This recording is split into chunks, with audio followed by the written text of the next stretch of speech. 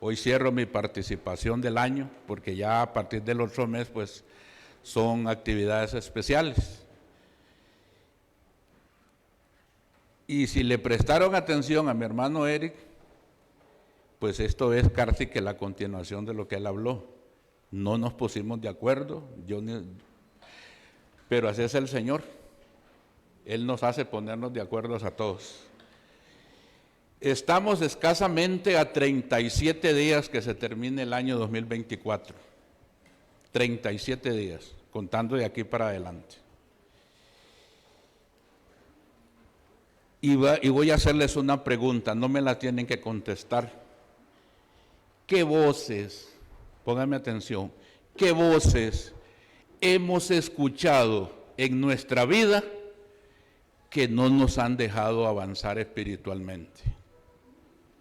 ¿Qué voces hemos escuchado en nuestra vida que no nos han dejado avanzar espiritualmente? Aquí traje esto que Bernardita me sentenció. No la saque de ahí porque hay que usarla, entonces no la saqué. Ustedes saben qué es esto, ¿verdad?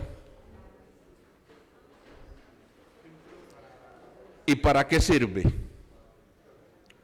¿Para qué sirve esto? Para que no pase la brosa del café. Dice en el libro de Proverbios 4:23, sobre toda cosa guardada, guarda tu corazón, porque de él mana la vida. Y en el libro de Lucas, capítulo 6, versículo 45 dice esto: el hombre bueno del buen tesoro de su corazón saca lo bueno, y el hombre malo del mal tesoro de su corazón saca lo malo, porque de la abundancia del corazón habla la boca. Mis hermanos, pongámonos este filtro en nuestro corazón para que podamos filtrar las palabras que a veces escuchamos y que nos lo pueden dañar. Este ha sido un mal recurrente que pasa y pasa también en las iglesias, que tal vez alguien le dijo algo de una forma que no tenía que decirle, y como usted no tenía este filtro en su corazón, usted dejó que su corazón se dañara. Y una persona con el corazón dañado por palabras que fueron dichas en su momento, a veces esa persona no se recupera. Le pasó a Saúl, que dice que dejó que unas palabras que unas mujeres hablaron ahí, las dejó que entraran a su corazón y fue desgraciado toda su vida, porque nunca pudo superar que unas mujeres se les ocurriera cantar: Saúl mató a sus miles y David a sus 10,000, y eso le dañó el corazón. Quiero que abran sus Biblias. Nos vamos a ir moviendo de ahí, o no se preocupen, no las hable, yo les relato la historia, no se preocupen, no se me distraigan, para ir ganando todo el tiempo posible. Hubo una guerra, pero esta historia yo se la voy a contar de diferente manera. Ustedes la han escuchado un montón de veces, pero yo se la voy a contar de diferente manera. Hubo una guerra entre los filisteos y el pueblo de Israel. Juntaron todos los ejércitos, vayamos ubicándonos. De este lado, todos los filisteos estaban a este lado. Y acá, el pueblo de Israel. Este ejército se paró en Soco, que es de Judá. Y este otro ejército se paró en el valle de Ela. Y cada uno se paró en un valle, uno acá y el otro acá, y un valle los separaba. Y todos se formaron en posición de guerra. ¿Vamos bien hasta ahí? Pero de este lado, salió un paladín. La palabra paladín viene de la palabra hebrea que se dice Benayín. Benayín era el campeón. Y cuando él salió, este paladín, de este lado, los filisteos comenzaron a hacer vítores, a aclamarlo. Y de este lado, cuando vieron a ese hombre que medía aproximadamente entre 3 metros, 3.85 a 4 metros, donde lo vieron, acá comenzaron a temblar, porque lo vieron con los ojos físicos, pero después de que lo vieron, lo miraron. ¿Y lo miraron en dónde? En la mente. ¿Y de la mente pasó a dónde? Al corazón. Cuando ellos lo vieron, se llenaron de gran temor. Y ese campeón, ese paladín, se llamaba Goliat, y era, dice, originario de Gat. La palabra Goliat tiene una raíz hebrea, una palabra derivada de una raíz hebrea, que significa el que te despoja, el que te desnuda, el que te avergüenza. ¿O no es eso lo que el enemigo quiere hacer con los hijos de Dios? ¿O no es eso lo que él pretende hacer con la vida de nosotros? Avergonzarnos, desnudarnos. Y cuando él salió y se presentó, todos acá estaban llenos de temor, porque sabe, aparte de que él venía bien provisto, vayamos ahí rápidamente, ahí lo tienen, no necesitan buscarlo, de ahí no nos vamos a pasar. Yo lo que quiero es contarles la historia. Dice que él venía armado con una jabalina. La jabalina tiene un alcance, en un hombre más o menos normal, entre 50 a 70 metros de alcance. Ahora imagínense en las manos de este hombre gigante cuánto alcance podía tener una jabalina. Y aparte de eso venía con una lanza, y aparte de eso con una espada, aparte de eso venía también cubierto su cuerpo con una cota de malla,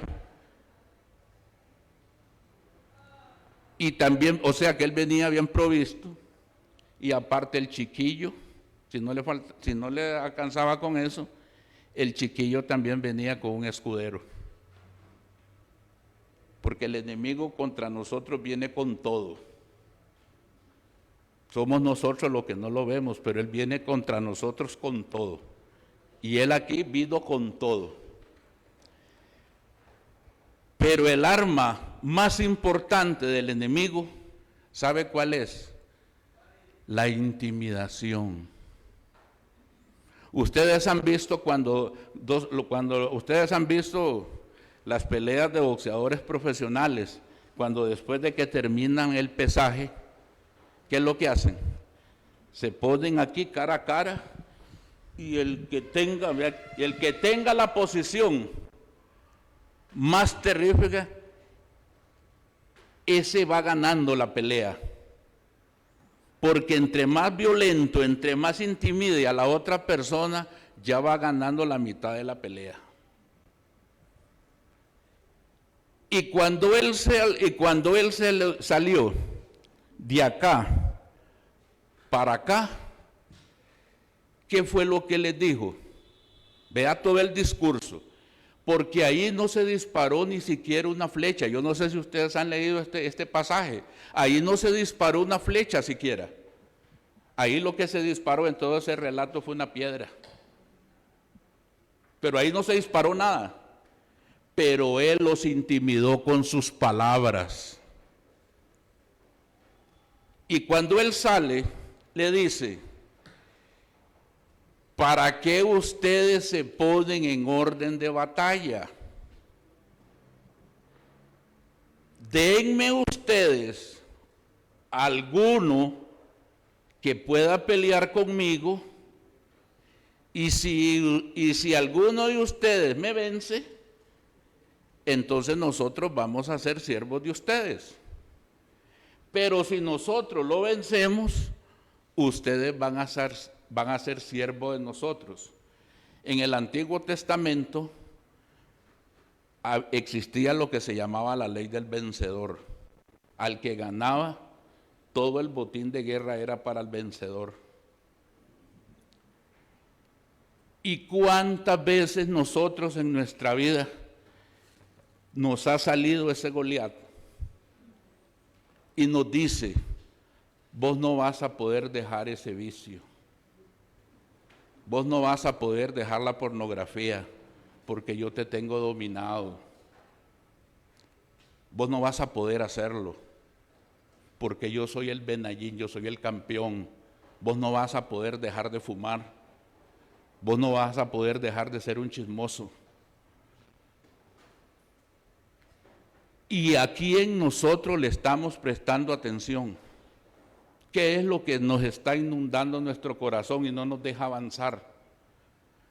¿Por qué cada día, en lugar de tener una vida victoriosa, nos sentimos miserables?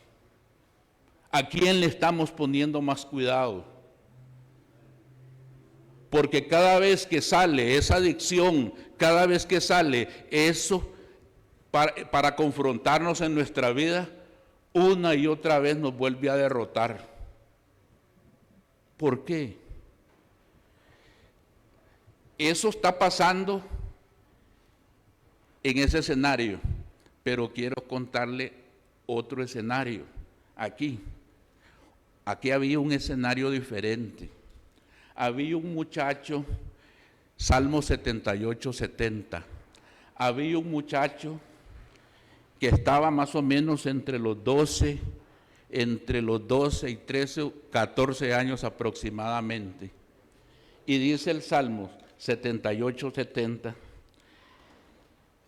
eligió a David su siervo y lo tomó de las majadas de las ovejas. De detrás de las paridas lo trajo para que apacentase a Jacob su pueblo y a Israel su heredad, y los apacentó conforme a la integridad de su corazón, los pastoreó con la pericia de sus manos.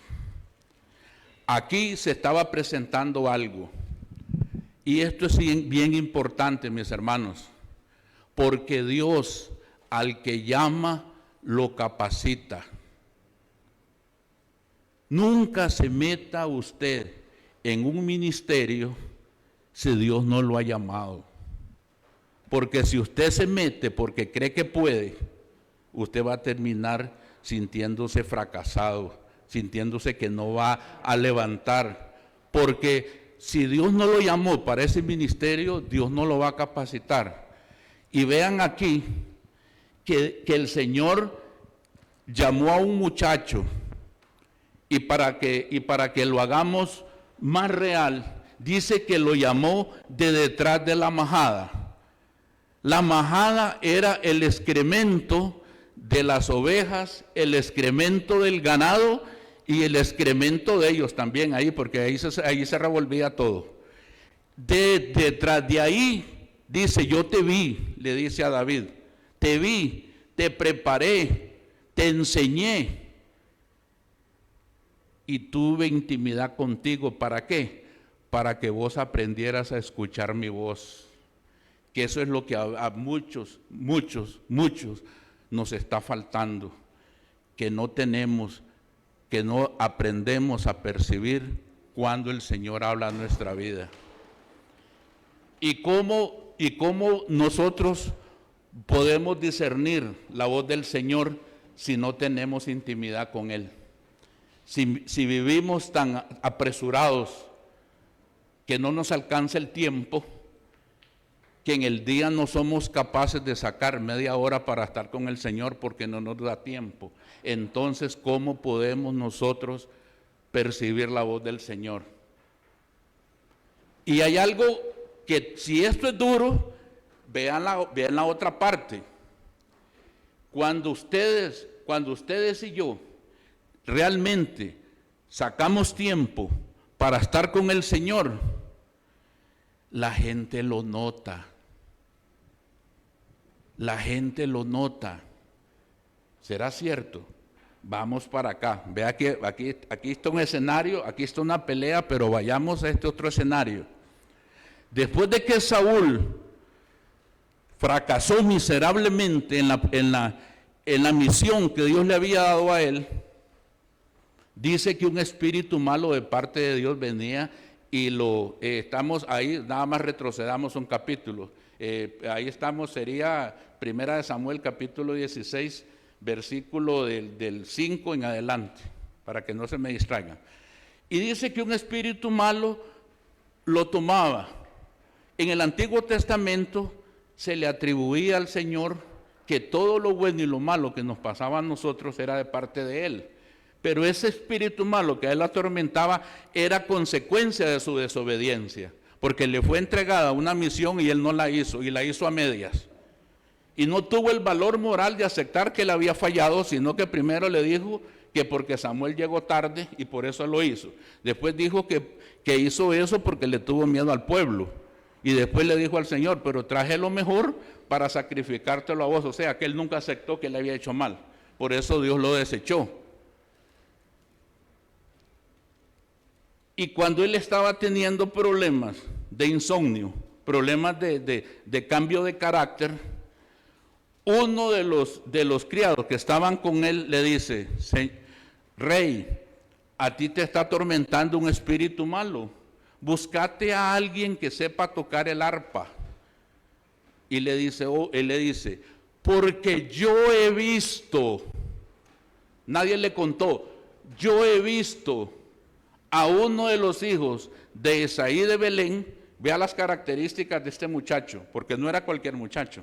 Dice, sabe tocar el arpa, es valiente, vigoroso, hombre de guerra, prudente en sus palabras, o sea que no era chismoso, prudente en sus palabras, hermoso, tenía buen parecer. Y lo más importante, dice, y el Espíritu de Dios está sobre él. Y aquí viene la pregunta, mis hermanos, y cuando la gente nos ve a nosotros, ¿qué ve? Cuando la gente nos ve a cada uno de nosotros, ¿qué mirará? ¿Será que mirará que hay presencia de Dios en nuestra vida?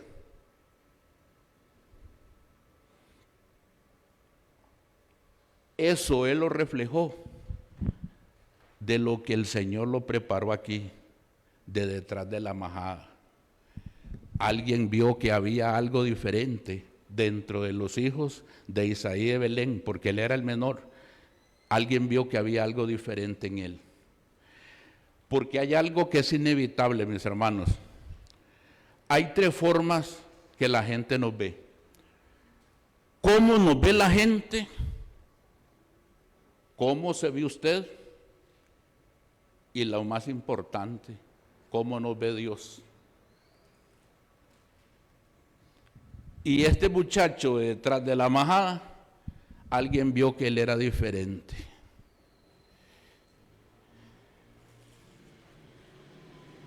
Vea cómo el Señor va trabajando. Le dijo que lo había escogido para ponerlo como príncipe de Israel y ya lo metió al palacio. Y ahora sí, vayamos al acontecimiento de la guerra que estaba viendo ahí. Cuando las guerras eran relativamente cercas, los familiares mandaban a alguien para averiguarse qué estaba pasando ahí. Y el papá le dijo, hace tiempos que no sé de tus hermanos, anda y averiguame a ver qué pasó con ellos. Y le dio viandas para que llevara. Él iba solo a informarse a ver cómo estaban sus hermanos, pero el plan de Dios era otra cosa. Y cuando él llegó, él escuchó a ese gigante que estaba humillando al pueblo de Israel. Él lo escuchó. Y yo me pregunto, ¿qué tenía David de diferente a que él no dejó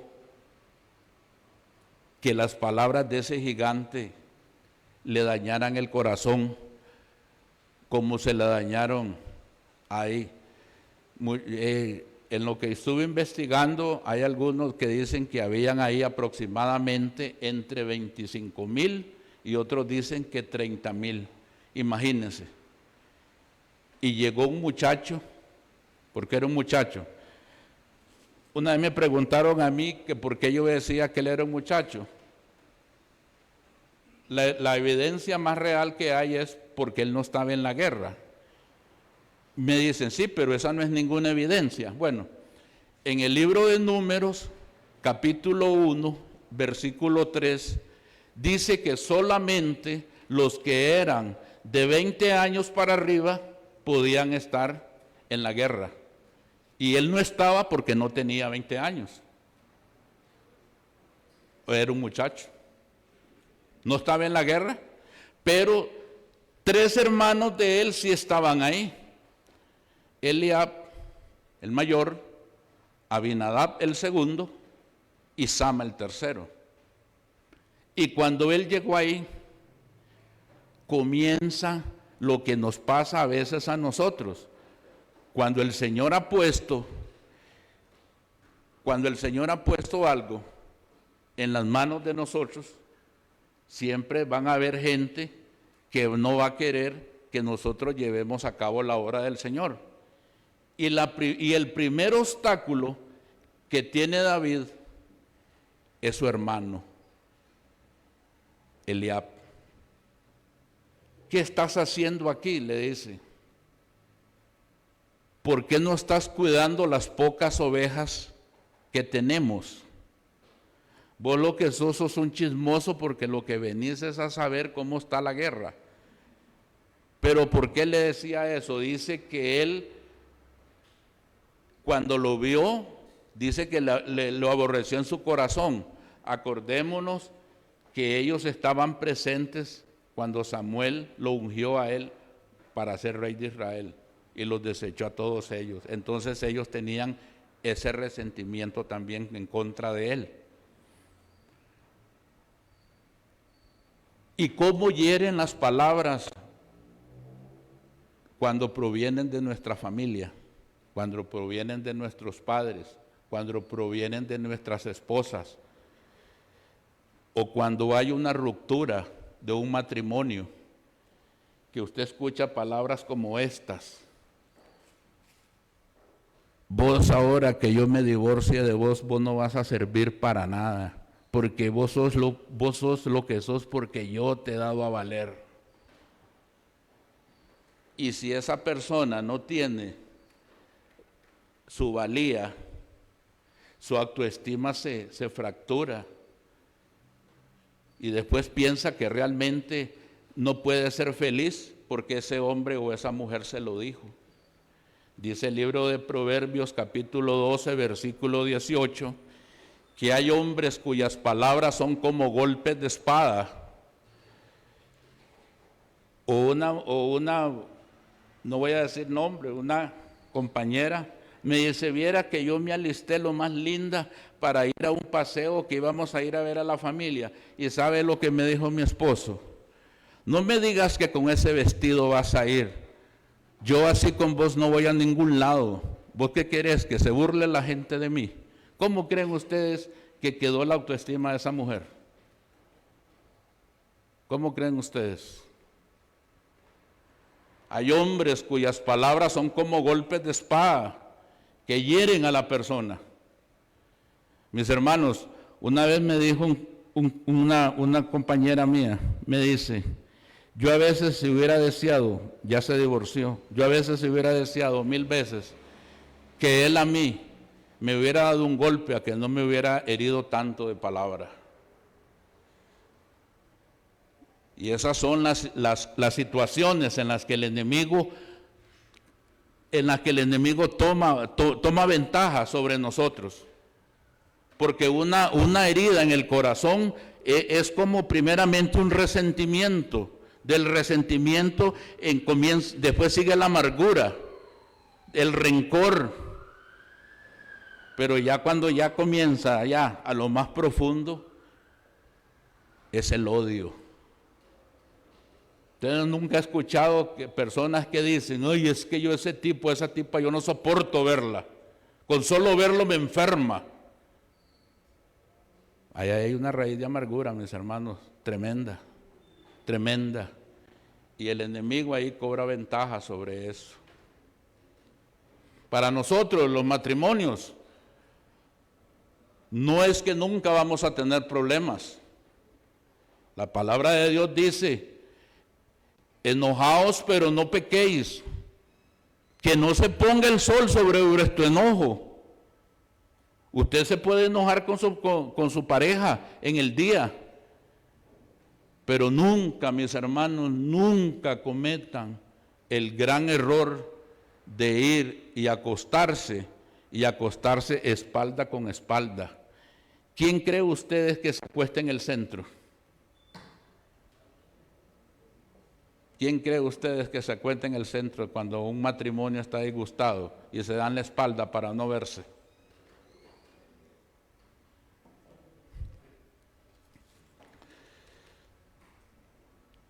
Y llevaron a David para que hablara con el rey. Y lo llevaron.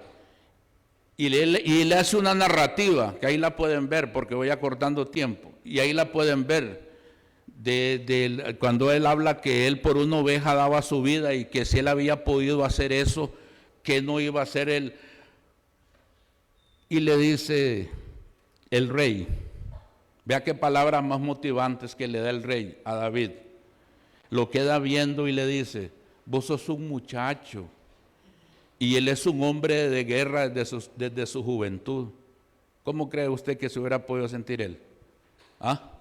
Motivado. ¿Cómo a veces se siente uno, los que trabajamos, cuando nosotros nos esforzamos en el trabajo y todo, y que los jefes no nos dan el valor que nosotros merecemos? Cuando nos minimizan, cuando no nos dan la importancia, y a otra persona que es un vago, hasta le suben el sueldo. Y nosotros que nunca fallamos, más bien si nos ponemos espesos hasta nos echan del trabajo. ¿Cómo puede estar nuestra motivación? El segundo obstáculo de David, el rey en lugar de motivarlo, más bien lo tiró al piso. Le dice, vos sos un muchacho y él es un hombre de guerra desde su juventud, él es un campeón, porque algo que se me olvidó decirles, Goliat nunca había perdido, él era un campeón, él era un paladín, era un hombre invicto, nadie lo había derrotado, y sin embargo él le dijo, yo voy a ir a pelear con él. Y le dio su armadura. ¿Y qué pasó?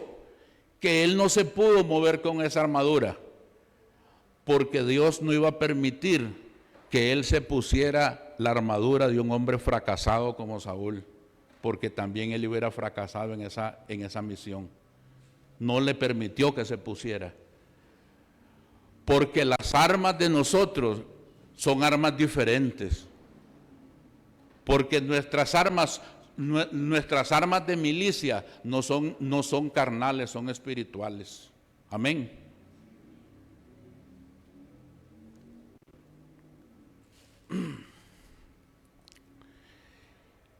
Y cuando él sale a enfrentar a su enemigo, el enemigo lo queda viendo y le dice en el hebreo que lo menospreció. Esa palabra en el hebreo significa kalal. Dice que lo vio y lo tuvo en poco, porque lo vio que era un muchacho. Pero aquí, mis hermanos, aquí hay palabras, porque primeramente, antes de enfrentarse a ellos, hay palabras que se dicen entre ellos. Vea la primera expresión, le dice: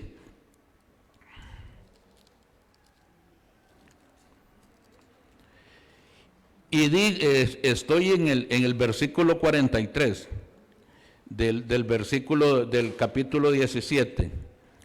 Y dijo el filisteo a David: ¿soy yo perro para que vengas a mí con palos? Y maldijo a David. ¿Por qué? Por sus dioses. Lo maldijo por sus dioses. Dijo luego el filisteo a David: ven a mí y daré tu carne a las aves del cielo y a las bestias del campo. Entonces dijo David al filisteo: tú vienes a mí con espada y lanza y jabalina, mas yo vengo a ti en el nombre de Jehová de los ejércitos, el Dios de los escuadrones de Israel, a quien tú has provocado. Y uno se pregunta, ¿y de dónde David sabía que él no lo estaba provocando a él, sino que estaba provocando al comandante en jefe, al león de Judá, al comandante de los escuadrones celestiales? ¿Dónde supo él eso? Así rápidamente, para ir terminando. En Deuteronomio, capítulo 20, del versículo 1 al 4, cuando apenas el pueblo de Israel venía saliendo de Egipto y venían de más de 400 años de esclavitud, y eran un pueblo que solamente sabía lo que era de agricultura, les dijo: cuando salgas a la guerra y veas gente numerosa de a pie y a caballo, no tengan miedo, no tengan temor, porque yo, Jehová, voy a estar con ustedes.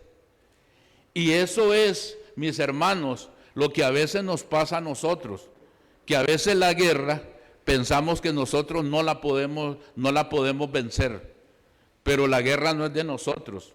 La guerra, nosotros no peleamos solo. El que pelea la batalla por nosotros es el Señor, y es el que nos va a dar la victoria. Pero ¿a dónde está nuestro oído? ¿Le estamos creyendo al enemigo o le estamos creyendo a Dios? Vea que el enfoque de David nunca fue ponerle atención al enemigo.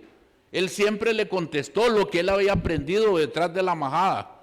Eso es lo que él lo tenía. El enfoque de él era ese. Ese era su enfoque. Porque cuando nosotros comenzamos a quitar nuestro enfoque y la ponemos en otras cosas, vamos a fracasar siempre. Porque nuestro enfoque en nuestra vida siempre debe ser el Señor Jesús. Porque solamente en Él podemos tener victoria. Y para terminar, mis hermanos, dice, bueno, quiero concluir porque esto es muy importante. Cuando vemos toda la guerra de palabras, pero cuando David derriba al filisteo con la piedra en la frente, y esto es algo que a muchos cristianos los afecta, porque David no se conformó con tener al enemigo moribundo, porque Goliat estaba moribundo. ¿Y saben qué pasa cuando nosotros nos conformamos con tener al gigante en el suelo y lo tenemos moribundo? Yo ya no tomo como antes. Yo ya no veo pornografía como antes. Yo ya no chismeo como antes. Pero el gigante está ahí a medio morir. Pero no nos hemos decidido a matarlo completamente porque hay cosas que nos gustan y hay cosas que siempre nos queremos estar solazándose en ella. Esa figura de David cortándole la cabeza al gigante es lo que el Señor quiere que ustedes y yo hagamos en esta mañana. Que dejemos de estar chineando aquellas cosas que sabemos que al Señor no le agradan. Que dejemos de estar solapando aquellas cosas que sabemos que no nos dejan crecer espiritualmente. E igual que David, que le cortemos la cabeza a ese gigante. Cortarle la cabeza a ese gigante significa que él ya no tiene más injerencia en la vida de nosotros. Y que le estamos diciendo a ese gigante, a esa adicción, a eso que nos ha tenido derrotado por mucho tiempo, le estamos diciendo, vos ya no tenés poder sobre mí, porque el Señor es el que vive en mí. Eso es lo que hacemos cuando le cortamos la cabeza al gigante. Mis hermanos, y en esta mañana, el Señor quiere que cada uno de nosotros sabemos cuál ha sido ese gigante que nos ha derrotado, el que no nos ha dejado crecer, aquel gigante que siempre nos ha llevado de derrota en derrota. Pero el Señor dice, en esta mañana, a 37 días que termine el 2024, yo quiero que ustedes experimenten lo que es tener victoria en mí. Porque dice el Señor en Juan 15:5, porque yo soy la vid y vosotros son los pámpanos. El que permanece en mí y yo permanezco en él, dice, este lleva mucho fruto, pero ustedes separados de mí, nada pueden hacer. Que en esta mañana, mis hermanos, nosotros tomemos esa decisión de estar arraigados en el Señor Jesús, porque aunque vengan las pruebas y las tormentas que van a venir, nosotros no vamos a ser conmovidos, porque nuestra vida va a estar anclada en la roca que es el Señor Jesús. Oremos, mis hermanos. Padre, en esta mañana te damos muchas gracias, Señor. Primeramente agradecido contigo, Padre Santo, por el mensaje de tu palabra. Gracias, Padre, por tu amor, por tu misericordia. Y decirte, Señor, gracias porque hasta aquí tú nos has ayudado. Gracias, Señor, por tu amor y tu misericordia que han sido nuevas cada día con nosotros, Señor. Y en esta mañana, Padre Santo, hacemos uso, Señor, de mi hermano Eric que hablaba sobre el Salmo 51. Yo quiero agregarle un versículo, el 51:10, que dice, oh Señor, crea en nosotros un corazón nuevo y un espíritu, y renueva, Señor, un espíritu nuevo dentro de cada uno de nosotros, Padre Santo. Padre, en esta mañana, Señor, te agradecemos, Padre, y desnudamos nuestro corazón delante de ti, Señor, y te pedimos perdón, y te pedimos que tú nos fortalezcas en aquellas áreas que tú sabes que constantemente te hemos fallado. Pero hoy queremos, Señor, decirte, Señor, de que tú eres, que queremos que tú seas, Señor, el que gobierne nuestra vida, el que nos guíes, el que nos enseñes, el que nos redargullas, Padre Santo, el que nos hable a nuestro corazón, el que nos hable a nuestro oído, Padre, y que nuestra fortaleza siempre provenga de ti, Señor. Que no nos apartemos ni a derecha ni a izquierda, Señor, sino que juntos podamos ver hacia el frente, Señor, y poner las manos en el arado y poderte decir gracias, Señor, porque sabemos de a dónde tú nos has sacado y el gigante que nos has permitido vencer en nuestra vida. Padre, y ahora que nos disponemos a irnos de este lugar, pero no de tu presencia, te pedimos, Señor, que tu paz y tu amor nos acompañen hoy, mañana y siempre. Te alabamos y te bendecimos, Señor, y te damos muchas gracias en el nombre de tu Hijo amado Jesús. Amén. Antes de irnos, hermanos, solamente 2 anuncios. El próximo martes, después de mediodía, vamos a estar adornando el templo, martes y miércoles.